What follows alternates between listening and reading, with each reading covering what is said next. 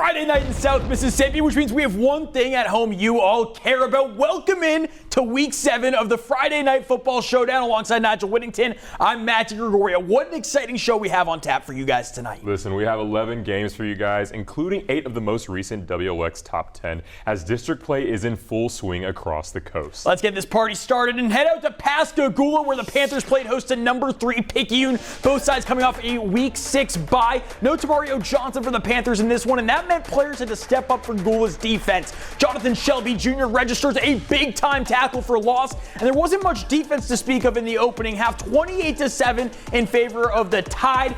Under 3 minutes to play before the break. Xavier Dennis races into the end zone. Maroon Tide extend their lead to 8 points. Ensuing Panthers possession, Jared Loper Jr. trying to get something going offensively, works it over to Darius Carter, but then Loper showed off the cannon. This ball went nearly 60 yards in the air. A dime to DeLass Nunnery for 6 points. Extra point makes it 35-34 in favor of Picayune at the break. The Tide came out of the locker room with a surprise onside kick. They jump on it and steal a possession, but Pascagoula would get a benefit of a Maroon Tide fumble, a critical turnover with the Tide marching down the field. The second half saw significantly less points, and in the end, Picayune holds on to down Pascagoula 38-36. Now listen, we got a battle of two 6A rivals up in Lucedale. The West Jones Mustangs taking the trek up to Rebels. George County, they would get the ball first, and listen, here's what quarterback Wyatt Spidle using his legs. He would pick up 6, but the Revs, they would have to punt. First drive for the Mustangs, Caleb Holmes comes face to face with a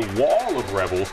Ground game not working. Listen, we got to go through the air. Tootsie Lindsay connects with Jason Gray for a huge gain into Rebel territory, but he is eventually hawked down by Ja'Cory Molds. A few plays later, listen, the Mustangs, they would get ready. They're knocking at the door, and here comes Holmes. He lowers the shoulder and waltzes into the end zone. The Mustangs, they take this one handedly, winning 55-21. A battle of the Tigers over in Moss Point. Winner of this game puts themselves in the driver's seat for a playoff berth in full right. We'll pick things up in the first quarter. Bay driving downfield in the game's opening possession. Q Victor slips by a defender. Look at this works his way down into the red zone. But Moss Point's defense wasn't going to make it easy. Maureen Scott gets into the backfield to sack Cameron Garcia. Later in the drive, a nice one-handed catch right here by the tight end, works it towards the sideline, but a scary moment after the play. The ambulance was called out onto the field for a Moss Point defender who suffered a bad injury. Our thoughts and prayers are with him at this time. We'll head back to the game action. Still on the same drive, Victor, he would cap off the drive with a 1-yard touchdown. Extra point puts Bay ahead 7-0. Ensuing Moss Point drive now, Clayton Carver tallies a big-time tackle for loss for Bay High, but in the end, Moss Point would prevail with a 14-13 victory.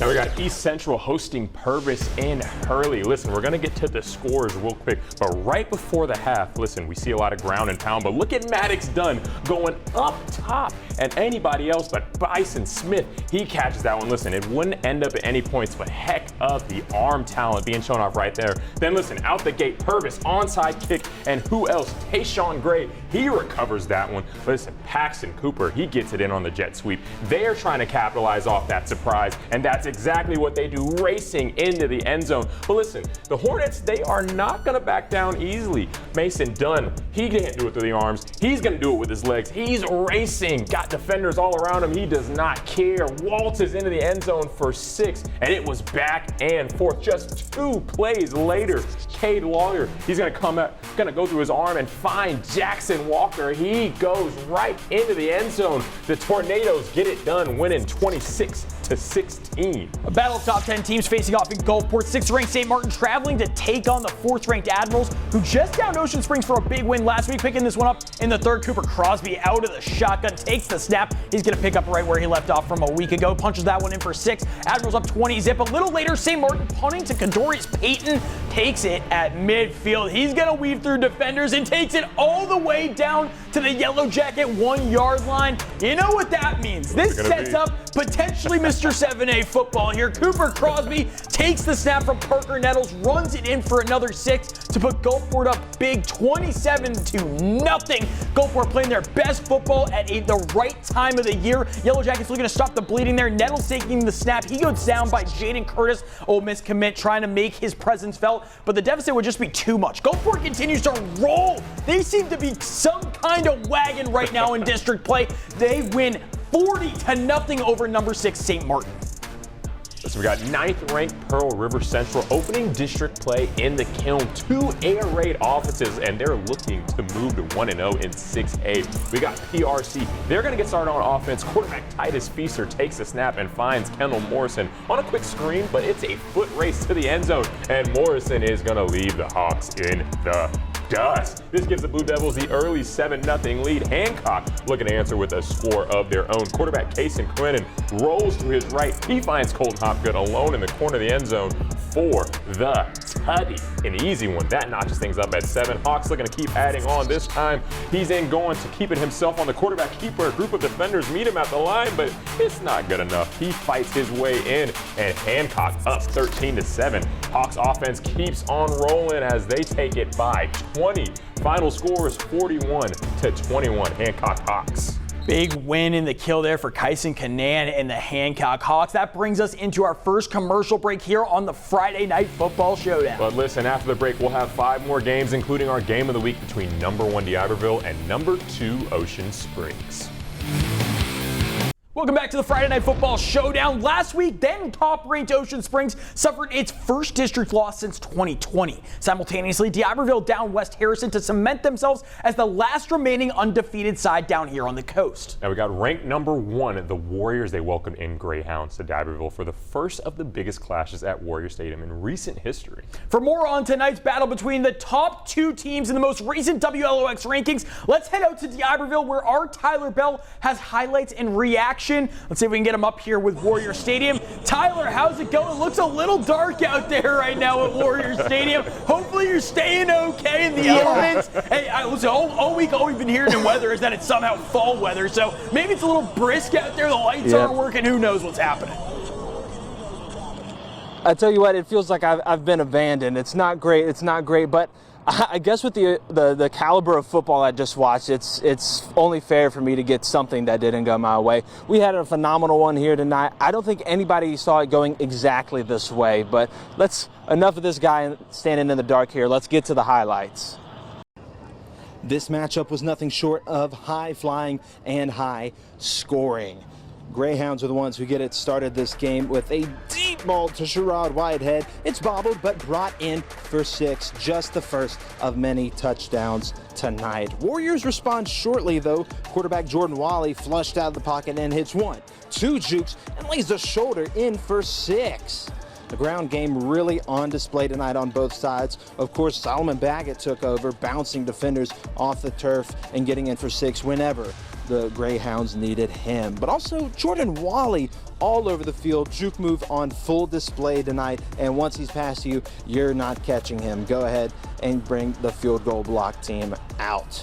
One of the biggest moments of the game right here late in the second quarter. Warriors punting deep in their own territory. Eli Chenault stuffs it, and the Greyhounds offense takes over from here. No matter what the Warriors try, the Greyhounds, led by Solomon Baggett, completely took over this game. Here's what Coach Bramlett had to say after the win. Is there anything more you could have asked for from your team tonight? No, not really. I mean, those guys, they came out, they played physical from the start, established the run game early. Defense gave up some big plays early, but figured out what they were wanting to do and then made the adjustments they need to make.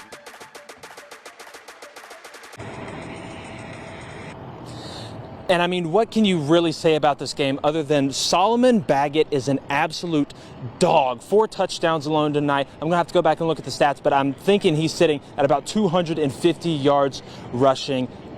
I've got nothing else. No notes, nothing. This is probably one of the best performances I've seen in my short time, short time covering football here down in South Mississippi. It was phenomenal. We're going to have to get some more information to you later when you're not staring at a guy in the dark. We should start calling this late night football with Tyler. But We'll see you, and enjoy your night, everybody. I'm Tyler Bell, live in D'Iberville. WLOX News Now. Appreciate the guy in the dark there. 7th ranked Pass Christian hosting Forest County Agricultural. The Pirates have scored at least 35 points in 4 of their last 6 games. Pass coming off a region victory against Greene County, taking on Forest County, and the Pirates with the ball up 3-0. Paris Trevelyan drops one to Dwight Thomas for a beautiful one-handed snag. Might see that one later in the show. Second quarter now, Pirates back on offense. Trevelyan with a strike to Amari James runs it in for 6 to put the Pirates up 17-0. Now just before the half, Aggies trying to put something together. Sean Walker, the left-handed legend, looking for a receiver and heaves it downfield, but that's tipped by Jeremy Keys into the hands of Amari James. Yes, the running back and the quarterback, same guy making plays for Pass as they win it big, 36-8. Now we got the reigning 5A state runner-ups, Gaucher hosting Long Beach for its first 6A district game. We pick it up in the second half with the Gators holding a 7-0 lead. Gators kick off the second half with Eric Robinson drilling a line drive kickoff that bounces off the front line of the Bearcat return team. Gators fall on to start the second half on offense, stealing that possession. On the following drive, Long Beach forces a 4th and long, but Gators go for it. Keon McNeil finds Devin Garrett over the middle. He'll take it to the house for the score, giving the Gators a 2-score lead. And then later, heading in that same third quarter, the Gators, they're back on offense. McNeil, he finds an open man on the slant. Listen, he shakes a couple players, but the Bearcats, they force the ball out, and the defender falls on the ball, giving Long Beach the ball. That's what they needed right there. It's right around midfield, and the Bearcats, they score on the following drive, but they cannot complete the comeback. Gators win this one 28-6.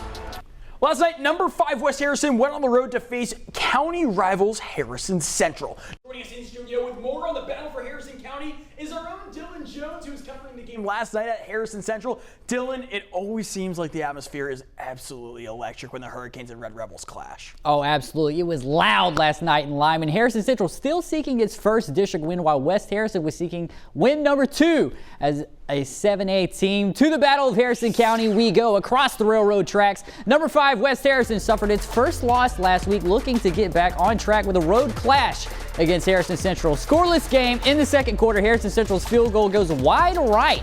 Game stays tied late in the first half, and just over 2 minutes to play in the frame, Sean Fairley, he's going to drag a man into the end zone. Extra point was no good, though. Hurricanes take a 6-0 lead into the break. Into the second half, Fairley, hey, why not another one? Why not? Break it free. He's gone. Nobody's going to catch him. Goes the distance for 6. 2-point conversion attempt comes up short, but it doesn't even matter. Okay, they double their lead to 12. They score again in the fourth quarter. 5th-ranked West Harrison gets back in the win column with an 18-0 victory over the Harrison Central Red Rebels. You, Dylan. Van Cleve welcoming in Northeast Jones. Northeast Jones starts the game with the ball in the opening drive. Direct snap to the running back, but the ball is going to come loose. Jarius Todd is going to fall on that one, giving the Bulldogs the ball with a short field. Always good when you can force a turnover in plus territory. Van Cleve's following drive gets all the way to the 3-yard line. Wyatt Adams tries to sneak it, but the ball's ripped from his hands. Toby Jones jumps on that one, keeps the Bulldogs off the scoreboard. To the second quarter we go. Now Tigers looking to punt it away. The snap is short of the punter. Des Chapman able to get on the ball, and the Bulldogs get an automatic red zone possession. The sloppiness would continue, though. Van Cleve takes a shot for the end zone. The ball bounces off the hands of the receiver and into the hands of Zadrian Roberts. The 4th turnover in the first half of the game. Though it was a sloppy one, the Bulldogs would muster up enough for the victory. They take this one 13-10. The final. Van Cleve is now on a winning streak.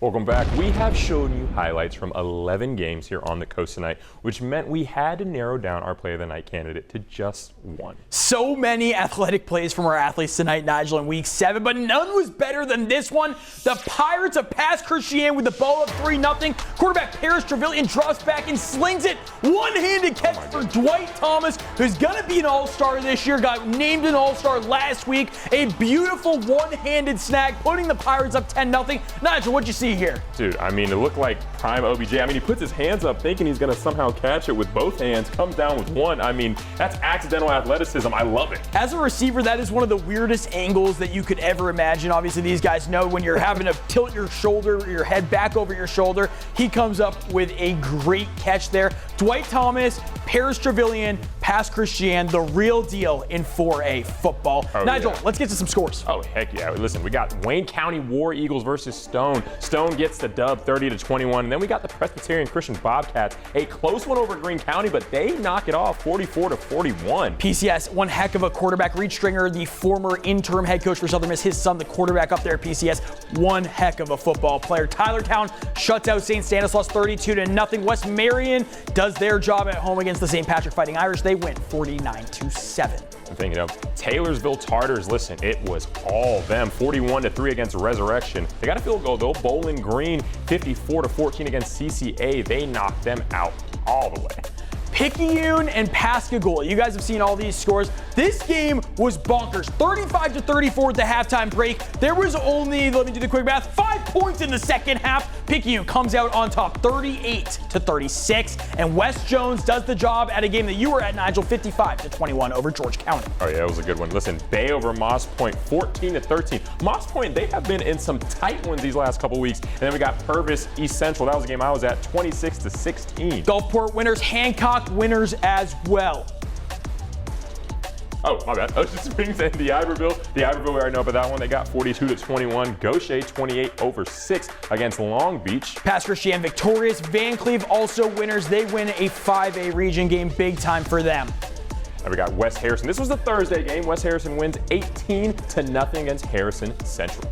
And if you're down here on the coast for cruising, we thank you guys so much for tuning in. This is a little taste of what we got here down in South Mississippi. Football, football, more football. Doesn't get any better. Nigel, any last thoughts? Hey, man. Shout out to our producers. They're awesome. Yeah, they are. Everyone back there. I mean, we have so many camera guys that you guys get to all interact with on the coast. The best crew in the world, Nigel. Week 7 down, about the midway point of the season here. We got 9 seconds, 8 and 7. Best crew, best players, best guys. Listen, it's the best here on the coast. We will see you guys next week.